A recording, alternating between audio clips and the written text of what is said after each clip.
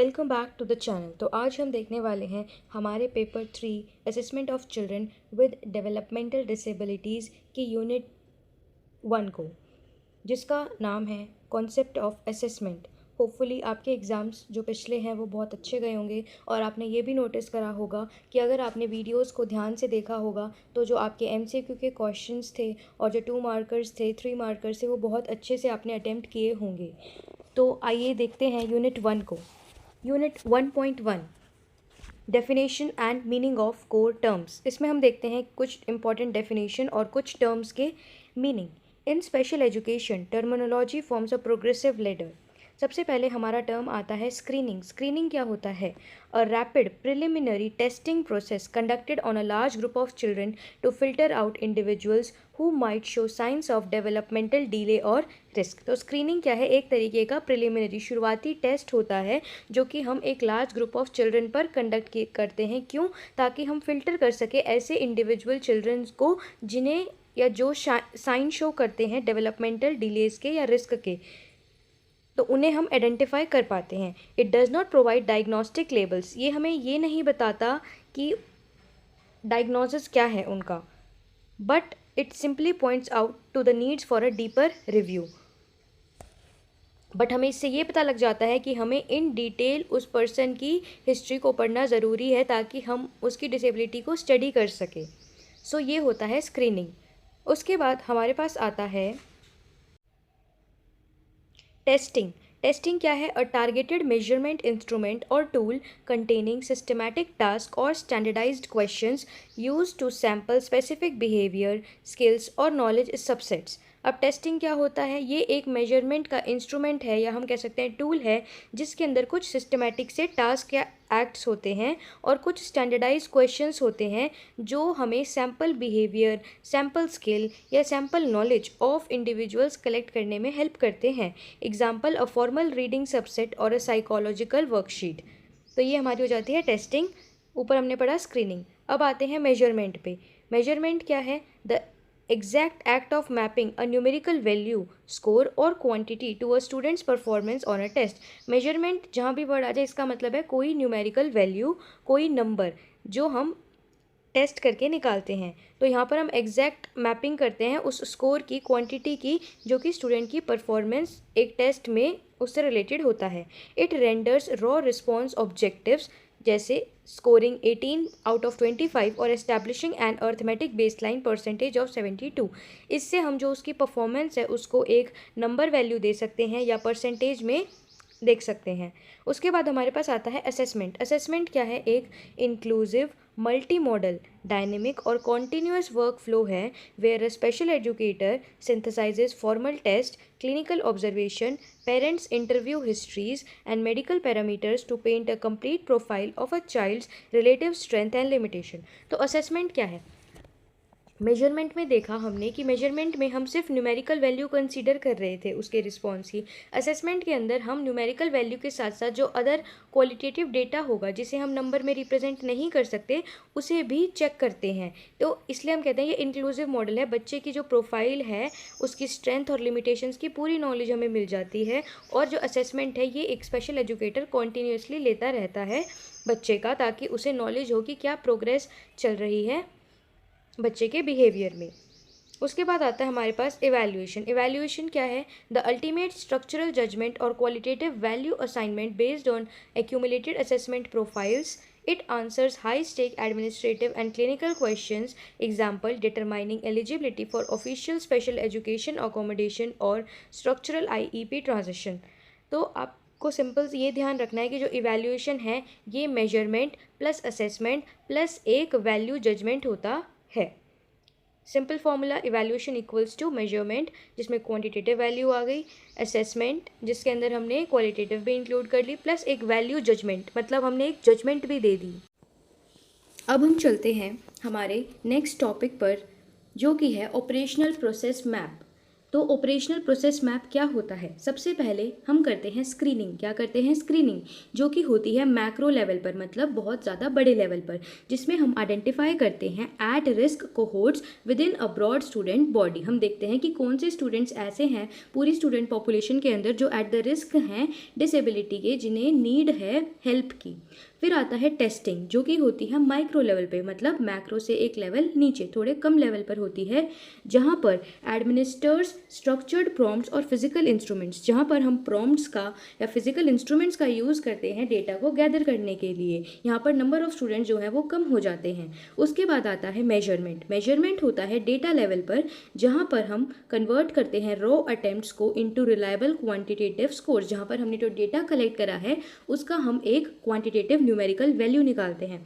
उसके बाद होता है असेसमेंट। असेसमेंट होता है कॉन्टेक्चुअल लेवल पर, जिसमें हम इंटीग्रेट करते हैं डायग्नोस्टिक डेटा, जो कि हमें बताता है कहाँ पर प्रॉब्लम है, हिस्ट्री प्रोफाइल्स, जो चाइल्ड है उसकी क्या हिस्ट्री रही है, एंड इकोलॉजिकल इन्वायरमेंट्स, उसका इन्वायरमेंटल फैक्टर्स क्या रहे हैं जिसने डिसेबिलिटी को अफेक्ट करा है। उसके बाद आता है इवैल्यूएशन। इवैल्यूएशन जैसे मैंने आपको बताया था, measurement plus assessment plus value judgement होता है। तो इवैल्यूएशन जो है ये एक तरीके से डिसीजन लेवल आ जाता है, जहाँ पर हम बनाते हैं एक final legal eligibility determinations and programmatic reviews. हम फाइनली ये डिक्लेयर कर देते हैं कि इस पर्सन को ये डिसेबिलिटी है, इसके ये कॉजेज रहे हैं और इसने इन चीज़ों पर ध्यान नहीं दिया और इसके ये करेक्टिव स्टेप्स लेने पड़ेंगे इंटरवेंशन के लिए।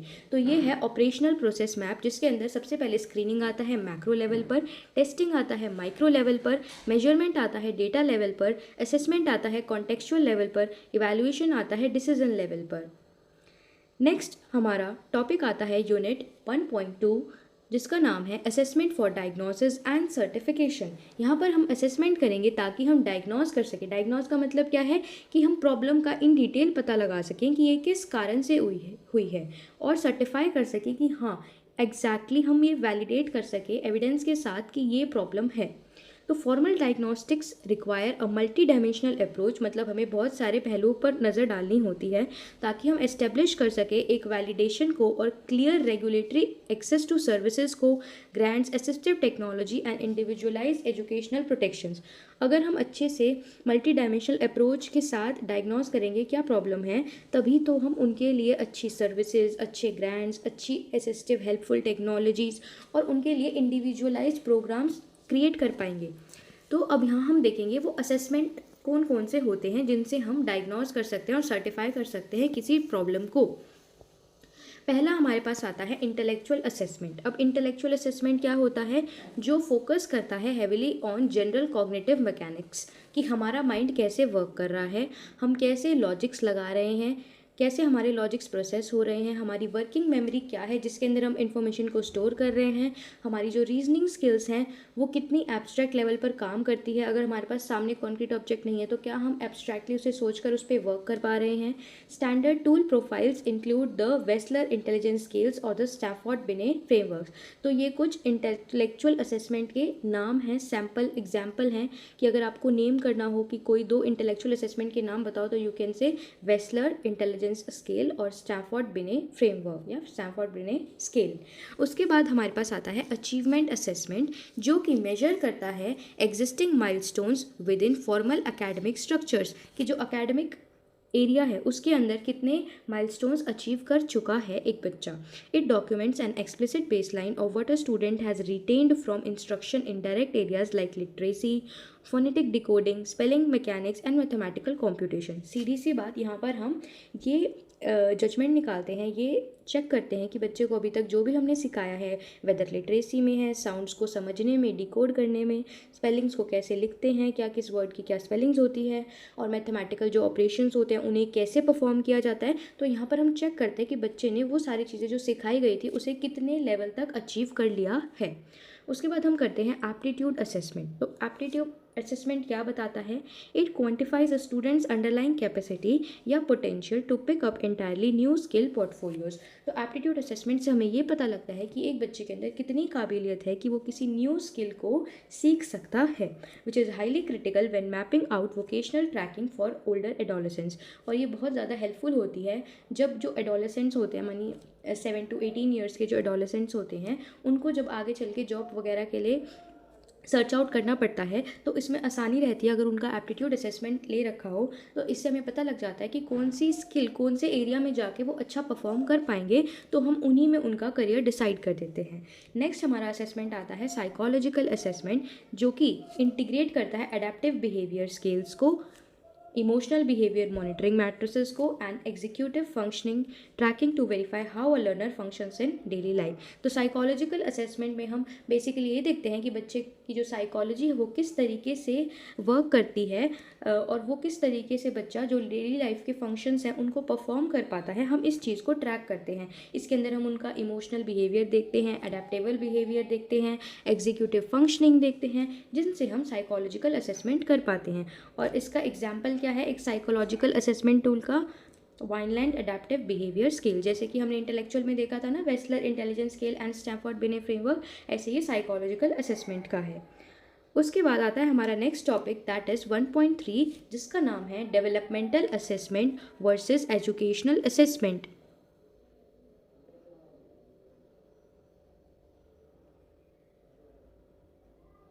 तो यहाँ पर हम देखेंगे कि डेवलपमेंटल असेसमेंट और एजुकेशनल असेसमेंट अलग अलग कैसे हैं। तो सबसे पहले बात करते हैं डेवलपमेंटल असेसमेंट की। तो ये क्या होता है? जो डेवलपमेंटल असेसमेंट होता है ये टारगेटेड होता है अर्ली चाइल्डहुड इंटरवेंशंस के लिए, कि अगर हमें शुरुआती दौर में ही पता लग जाए कि बच्चे को कोई प्रॉब्लम है तो हम वहाँ पर उसके लिए करेक्टिव स्टेप्स ले सकते हैं। This maps out a child's rate of biological and psychological development relative to standardise norms across classic core domains. इसके अंदर जो डेवलपमेंटल असेसमेंट होता है, हम इसमें ये देखते हैं कि बच्चा किस दर से, किस रेट से बायोलॉजिकली और साइकोलॉजिकली डेवलपमेंट शो कर रहा है उन स्टैंडर्ड्स के अकॉर्डिंग जो कि उस एज ग्रुप के लिए सेट किए गए हैं। और वो स्टैंडर्ड्स जो हम चेक करेंगे वो कौन से एरियाज़ में हम चेक करेंगे, कौन से डोमेन्स में चेक करेंगे। सबसे पहले हम चेक करेंगे ग्रोस मोटर स्किल्स को, उसके बाद आ जाएगा फाइन मोटर स्किल्स को, फिर हम देखेंगे रिसेप्टिव या एक्सप्रेसिव लैंग्वेज प्रोग्रेशन। अगर आपने मेरी फर्स्ट पेपर वाली वीडियो देखी हो तो आपको उसमें याद आ रहा होगा कि रिसेप्टिव क्या होता है, हम दूसरे की इन्फॉर्मेशन को कैसे समझते हैं। एक्सप्रेसिव क्या होता है, हम दूसरों तक अपने मैसेज को कैसे कम्युनिकेट करते हैं। उसके बाद आता है cognitive frameworks and socio emotional adjustments. फिर हम देखते हैं एजुकेशनल असेसमेंट क्या होता है। एजुकेशनल असेसमेंट एक क्लासरूम सेंटर्ड अप्रोच है जो कि ऑर्गेनाइज की जाती है along a structure timeline of instructional intervention. Educational assessment क्या होता है? जो क्लासरूम के अंदर किया जाता है, क्लासरूम के प्लानिंग को ध्यान में रखते, और एक ये स्पेसिफिक टाइमलाइन जो स्ट्रक्चर्ड है उस पर किया जाता है। असेसमेंट डोमेन्स क्या रहती है जब हम एजुकेशनल असेसमेंट करते हैं? सबसे पहले हम चेक करते हैं एंट्री लेवल बिहेवियर, जो कि हम बेसलाइन भी कह सकते हैं, जिसे कि जब बच्चा क्लासरूम में एंटर करा तब तक उसको क्या आता था, तब तक उसका बिहेवियर क्या था। तो strategic placement prior to launching explicit instructional units, मतलब प्रायर टू मतलब जब हम उसे पढ़ाना चालू करेंगे उससे पहले, इंस्ट्रक्शन देना चालू करेंगे उससे पहले हम चेक करेंगे कि उसका एंट्री लेवल बिहेवियर कैसा है। कोर ऑपरेशनल ऑब्जेक्टिव क्या रहेगा हमारा? इसमें हमारा क्या ऑब्जेक्टिव है एंट्री लेवल असेसमेंट करने का? कि हम डिटरमाइन कर सके कि बच्चे के अंदर क्या एग्जिस्टिंग कॉम्पिटेंसीज है, क्या स्किल्स उसे आती है, हम अनकवर कर सके स्पेसिफिक एंट्री लर्निंग गैप्स, कि बच्चे को सीखने में कहाँ कहाँ पर अभी गैप है जो हमें फुलफ़िल करना है। और हम इस्टेब्लिश करते हैं इंडिविजुअल इंटरवेंशन स्टार्ट पॉइंट्स, कि क्या क्या हमें ज़रूरत पड़ेगी स्टार्टिंग में हेल्प प्रोवाइड करने की। उसके बाद आता है हमारा formative assessment and summative assessment. ये हमने पिछली वीडियोज़ में भी देखा है। फॉर्मेटिव असेसमेंट क्या होता है? जो तब हो रहा होता है जब हमारी लर्निंग फॉर्म हो रही होती है। समेटिव असेसमेंट क्या है? समिशन, मतलब लास्ट में एक समअप कर दिया हमने कि बच्चे ने ओवरऑल क्या सीखा। तो फॉर्मेटिव असेसमेंट हमारा चलता है इंस्ट्रक्शन के दौरान, जब हम बच्चे को पढ़ा रहे होते हैं, हम साइड बाय साइड उससे ये क्लियर कर रहे होते हैं कि उसको चीज़ें समझ आ रही है या नहीं आ रही। वो होता है हमारा फॉर्मेटिव असेसमेंट। इसका स्ट्रैटेजिक प्लेसमेंट क्या है? Continuously woven through out the instructional blocks, मतलब जब हम पढ़ा रहे हैं उसी दौरान ये होता है। और इसका ऑब्जेक्टिव क्या है? Acts as a low stake pedagogical feedback mechanism to identify instructional friction and relatively fine tune educational approaches. तो इसके अंदर क्या है, इसका ऑब्जेक्टिव क्या फॉर्मेटिव असेसमेंट का, बेसिकली हमें ये पता लग सके कि हम जब पढ़ा रहे हैं तो उस पढ़ाने के मैकेनिज्म में जब हमें फीडबैक मिलता है तो हम उससे ये पता लगा सकते हैं कि कहाँ पर इंस्ट्रक्शन देने में प्रॉब्लम आ रही है, कहाँ पर कुछ ना कुछ लूप होल्स रह रहे हैं, जिसे हमने नाम दिया इंस्ट्रक्शनल फ्रिक्शन, कहाँ पर क्रिएट हो रहा है, और हम उसको ध्यान में रखते हुए क्या अप्रोचेज़, नई जो पेडागोजी है, पढ़ाने का तरीका है, उसे फॉलो कर सकते हैं। उसके बाद हमारा असेसमेंट आता है समेटिव असेसमेंट, जो कि हम एग्जीक्यूट करते हैं, कब कंडक्ट करते हैं, at the conclusion of targeted academic benchmarks. जब हमने हमारा पढ़ाना ख़त्म कर दिया तब हम उसके बाद जो असेसमेंट करते हैं उसे बोलते हैं समेटिव असेसमेंट, जो कि conclusion of targeted academic benchmarks पर कंडक्ट किया जाता है।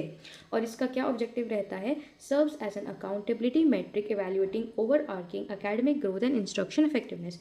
ये एक जजमेंट होती है समेटिव असेसमेंट, क्योंकि टर्म एंड में ली जाती है बच्चे की पढ़ाई के, तो इससे एक जजमेंट निकलती है कि क्या बच्चे ने ओवरऑल पूरे साल ग्रोथ करी पढ़ाने के बाद, और उसके बाद हमें ये भी पता लगता है कि टीचर कितना इफेक्टिव था बच्चों को इंस्ट्रक्शन देने में। इंस्ट्रक्शन का मतलब यहाँ क्या है, जो भी नॉलेज थी उसको बच्चे तक कम्युनिकेट करने में बच्चे कितना सीख पाए और टीचर कितना सिखा पाया, ये पता लगाने के लिए हम करते हैं समेटिव असेसमेंट।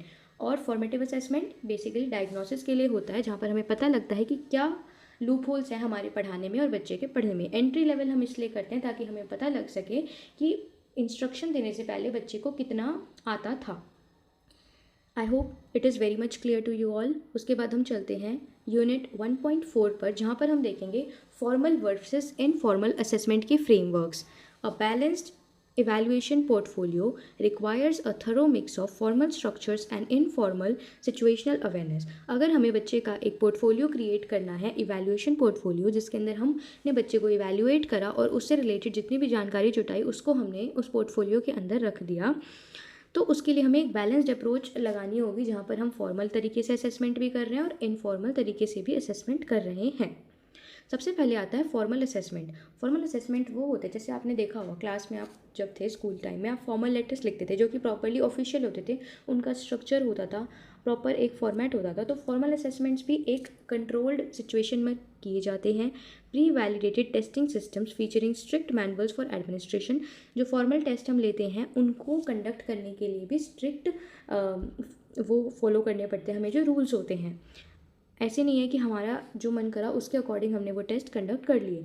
जो फॉर्मल असेसमेंट हम लेते हैं ये प्रॉपर टाइम बाउंड टेस्ट होते हैं और प्रिसाइज स्कोरिंग रूब्रिक्स, मतलब इनको जब हम नंबर देते हैं फॉर्मल असेसमेंट के अंदर तो हमें एक रूब्रिक्स दे रखा होता है। रूब्रिक्स क्या होता है, जिसके अंदर क्राइटेरिया लिखा होता है, जैसे नीटनेस कितनी है, एक्यूरेसी कितनी है, रेलेवेंस कितनी है, तो उस रूब्रिक्स के अकॉर्डिंग ही हम नंबर असाइन करते हैं जब फॉर्मल असेसमेंट होता है। तो फॉर्मल का मतलब है कि पूरी तरीके से कंट्रोल्ड है, रिजिड है, प्री वैलिडेटेड है, स्ट्रिक्ट मैनुअल्स को फॉलो करना पड़ता है इन्हें कंडक्ट करने के लिए। यहाँ पर टाइम बैरियर भी होता है। आपने देखा होगा जब आपके टर्म एंड एग्जाम्स होते थे स्कूल में तो सबको सेम ही पेपर मिलता था, सेम टाइमिंग मिलती थी, और जो पेपर का फॉर्मेट है वो भी स्ट्रिक्ट रहता था कि इतने नंबर के इतने क्वेश्चंस आएंगे, इस टाइप के क्वेश्चंस आएंगे। और जब टीचर स्कोर करता था तो उसके लिए भी एक आंसर की होती है और उसके अंदर रूब्रिक्स दे रखी होती है कि ऐसे अगर टीचर आपका चेक कर रहा है तो उसमें उसे रेलेवेंसी देखनी है, नीटनेस देखनी है, अप्रोप्रिएटनेस देखनी है, ये सारी चीज़ें।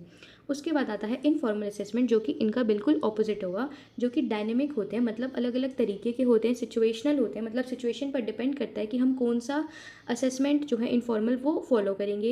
एडेप्टिव डायग्नोस्टिक चेकलिस्ट हम इसके अंदर तैयार करते हैं directly by the special educators, मतलब टीचर अपने लेवल पर एक चेकलिस्ट बना लेता है। चेकलिस्ट क्या होती है, जिसके अंदर अलग अलग क्राइटेरिया दे रखे, तो जैसे हमने वहाँ पर रूब्रिक्स देखा, पर यहाँ पर क्या है चेकलिस्ट, जो कि टीचर खुद से बनाता है क्योंकि उसे पता है कि उसकी क्लास का क्या लेवल है और उसे क्या क्या चीज़ें बच्चों की ट्रैक करनी है, क्या असेस करना है। तो कस्टम चेकलिस्ट का मतलब जो टीचर अपने अकॉर्डिंग एडजस्ट करके बनाता है उसे कहते हैं, ताकि वो ओरिजिनल प्रोग्रेस देख सके बच्चों की। क्योंकि जो एक स्टैंडर्ड टेस्ट आएगा वो तो सबके लिए सेम होगा, बट जो टीचर असेसमेंट करेगा इनफॉर्मली वो तो बच्चे के अकॉर्डिंग करेगा, उसे पता है बच्चे के किस एरिया पर उसे चेक करना है। उसके बाद हमारे पास दो तरीके के टेस्ट आते हैं जो कि अगेन बहुत इंपॉर्टेंट है और होपफुली ये क्वेश्चन आपको एग्जाम में देखने को मिल सकता है कि नॉर्म रेफरेंस टेस्ट जो होते हैं वो क्राइटेरियन रेफरेंस टेस्ट से कैसे अलग है, NRT वर्सेस CRT। तो ये बहुत ही इंपॉर्टेंट टॉपिक है। These two testing paths utilize entirely distinct conceptual benchmarks to measure a student's progress। तो ये जो दो तरीके के टेस्ट हैं, इनके अंदर अलग अलग बेंचमार्क्स को चेक किया जाता है ताकि स्टूडेंट्स की परफॉर्मेंस का पता लगाया जा सके। सबसे पहले आते हैं नॉर्म रेफरेंस टेस्ट NRT। ये मेजर करते हैं इंडिविजुअल लर्नर की रॉ परफॉर्मेंस को relative to a statistically representative population sample. ये क्या करते हैं, एक जो पूरी पॉपुलेशन होती है उसके रेलेवेंस में एक इंडिविजुअल की जो परफॉर्मेंस है उसे चेक करते हैं। Outputs appear as standard scores और परसेंटाइल मैट्रिक्स। इसके अंदर जो रिजल्ट देखने को मिलते हैं या तो वो स्कोर की फॉर्म में होते हैं या परसेंटाइल होते हैं। Example, ranking a student at 68th percentile. अब हमने स्टूडेंट की पूरी पॉपुलेशन में से एक स्टूडेंट की परफॉर्मेंस के बेस पर उसे रैंक कर दिया कि इसकी 68th परसेंटाइल है। This framework is highly vital for structural diagnosis, programme eligibility routing and systematic classification. ये हम कहाँ पर यूज़ कर सकते हैं नॉर्म रेफरेंसिंग टेस्ट, जहाँ पर हमें प्रॉपर डायग्नोज करना है, हमें ये देखना है कि ये बच्चा कौन से प्रोग्राम में, कौन से कोर्स में आगे जाके एनरोल कर सकता है, या हमें एक सिस्टमैटिक क्लासिफिकेशन करनी है परसेंटाइल के बेसिस पे। तो ये था हमारा नॉर्म रेफरेंस टेस्ट, जहाँ पर हम एक इंडिविजुअल लर्नर को उसकी जिस पॉपुलेशन से हमने उसे उठाया उसके कंपैरिजन में देख रहे हैं। फिर आता है क्राइटेरियन रेफरेंस टेस्टिंग CRT। ये क्या करता है, ये इवैल्यूएट करता है स्टूडेंट की mastery over a clearly isolated skill set और terminal competency completely independent of peer performance ratios. अब यहाँ पर हम स्टूडेंट को किसी दूसरे से कंपेयर ना करके, उससे रिलेट ना करके, कंप्लीटली उसकी आइसोलेटेड स्किल पर काम करते हैं। देखते हैं कि क्या उसकी कॉम्पिटेंसी रही है सिखाने के बाद, क्या उसके परफॉर्मेंस रही है। Example, can the student independently manipulate a zipper. क्या स्टूडेंट इंडिपेंडेंटली ये काम कर सकता है या नहीं, बजाय कि हम दूसरों से कंपेयर कर रहे हैं। This forms the absolute baseline for constructing targeted individualised education programmes.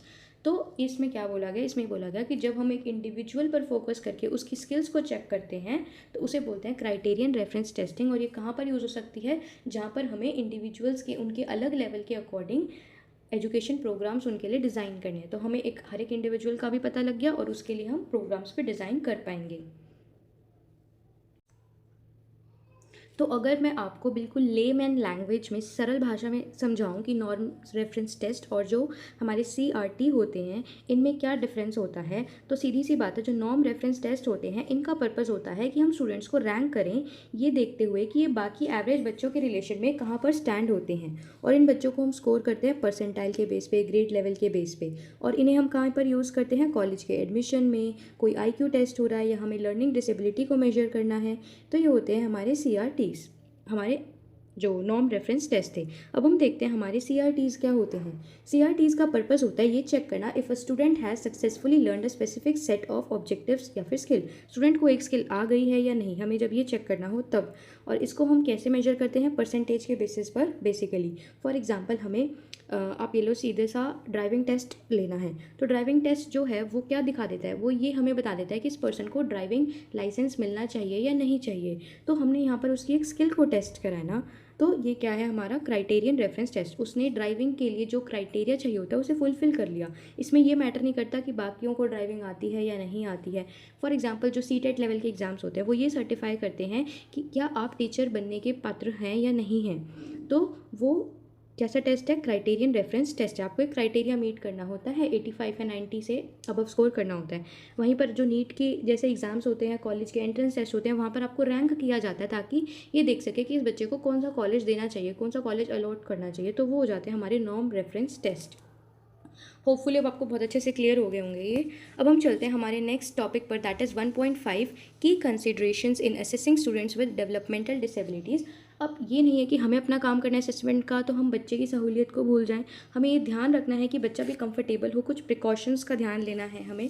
सबसे पहले, when assessing the students with complex neurodevelopmental disabilities, कौन कौन सी, intellectual disability, autism spectrum and cerebral palsy structure, हमें स्टैंडर्ड असेसमेंट टेम्पलेट्स की ज़रूरत पड़ती है।